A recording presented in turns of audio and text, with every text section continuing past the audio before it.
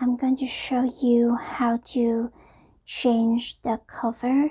You just need to drag from the bottom slightly like this to reveal the ribbon, and then click on the files, the My Files, drag it to the right and release.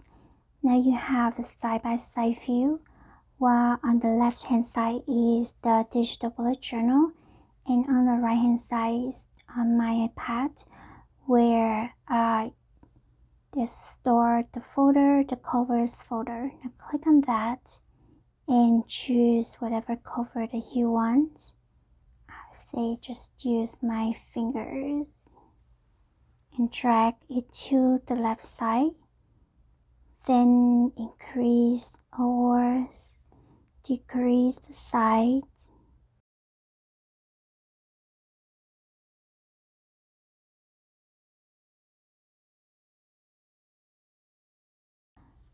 So now you put the new cover on top of the current cover. And in the future, if you don't want to use this cover and you want to change it to different ones, you can just delete it. To click on this photos icon and then click delete. You're doing the same thing again, and now you have another cover.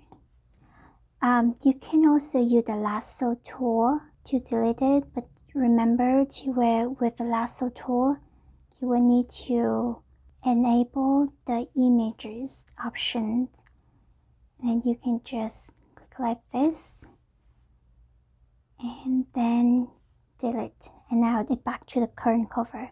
So there's another thing that you need to remember is in order to use all of these tools, you will need to change the icon at the top right corner to this symbol.